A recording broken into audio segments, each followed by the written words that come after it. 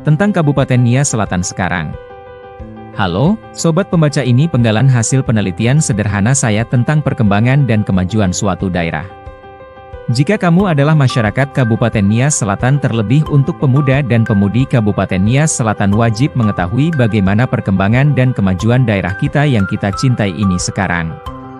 Karena kita adalah bagian dari sejarah Kabupaten Nia Selatan, maka kita harus tahu bahwa kemajuan daerah kita pada saat ini sudah sampai di mana.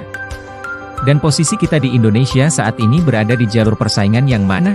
Tulisan ini juga perlu untuk para tokoh yang ingin menjadi calon pemimpin-pemimpin di birokrasi maupun menjadi calon pimpinan eksekutif dan legislatif di Kabupaten Nia Selatan.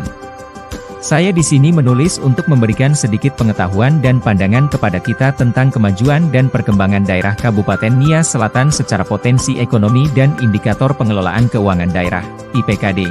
Saya mau mengulas pertama dulu sejarah berdirinya daerah Kabupaten Nia Selatan.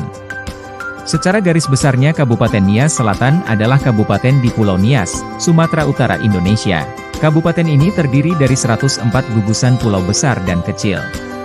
Letak pulau-pulau itu memanjang sejajar Pulau Sumatera. Panjang pulau-pulau itu lebih kurang 60 km, lebar 40 km. Nia Selatan sebelumnya adalah bagian dari Kabupaten Nias. Status otonom diperoleh pada 25 Februari 2003 dan diresmikan pada 28 Juli 2003. Kabupaten Nia Selatan terdiri dari 35 kecamatan, 2 kelurahan, dan 459 desa dengan luas wilayah mencapai 1.825,20 km persegi. Nah, sekarang secara data kita sudah bisa melihat potensi apa yang sangat mencolok di Kabupaten Nia Selatan. Tetapi kita tidak akan membahas itu dulu, mari kita mulai dulu di perkembangan dan kemajuan daerah kita yang kita cintai ini. Oke, jika kita mau mengetahui tingkat kemajuan dan perkembangan suatu daerah, maka kita wajib mengetahui 5 indikator penting perkembangan daerah, yaitu pertumbuhan ekonomi, tingkat pengangguran terbuka, kemiskinan, indeks pembangunan manusia dan Gini rasio, kependudukan dan ketenagakerjaan, ekonomi wilayah dan keuangan daerah, infrastruktur wilayah, serta pengembangan wilayah. Itulah 5 hal yang akan kita ulas dan kupas tuntas saat ini.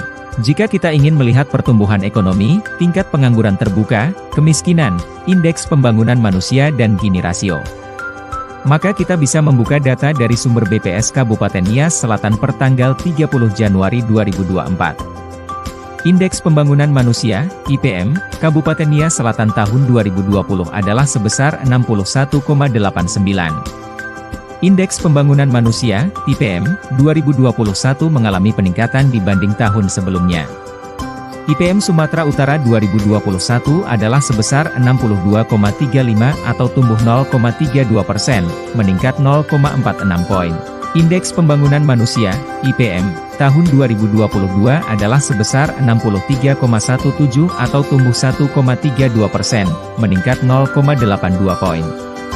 Indeks pembangunan manusia, IPM, tahun 2023 adalah sebesar 64,12 atau tumbuh 0,95%. Dari data di atas dapat kita tarik kesimpulan bahwa mulai dari tahun 2021, 2022 dan 2023 data khusus untuk daerah Kabupaten Nia Selatan masih meningkat. Kurva untuk peningkatan data statistik untuk indeks pembangunan manusia, IPM, masih memiliki peningkatan dari tahun ke tahun.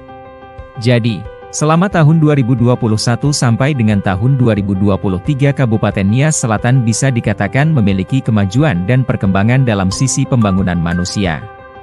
Untuk mengetahui indikator lain maka kita harus melakukan perbandingan data kembali melalui penelitian maupun pengambilan sampel data untuk ditarik kesimpulan apakah daerah Kabupaten Nias Selatan memiliki kemajuan atau tidak.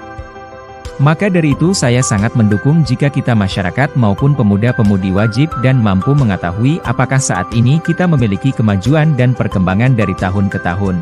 Ini juga bisa menjadi acuan seorang tokoh yang ingin menjadi stakeholder atau pemimpin di wilayah Kabupaten Nias Selatan, karena itu semua kemajuan dan perkembangan suatu daerah wajib dituangkan dalam setiap visi dan misi seorang pemimpin dalam daerah Kabupaten Nias Selatan. Hal apa yang akan menjadi indikatornya dalam memajukan dan mengembangkan wilayah pemerintahannya dengan membaca data dan menjadikan data-data itu sebagai patokan untuk meneruskan memajukan. Demikian tulisan ini saya buat, semoga data, penelitian, Survei yang saya lakukan ini dapat menjadi inspirasi dan referensi bagi kawan-kawan yang ingin mengetahui dan mendapatkan informasi tentang indikator kemajuan suatu daerah. Dukung saya untuk memberikan informasi lain yang lebih up-to-date dan aktual. Berikan saran dan tanggapan Anda. Apa topik lain yang akan saya sampaikan? Kabupaten Nia Selatan akan terus maju bersama dengan harapan kita bersama.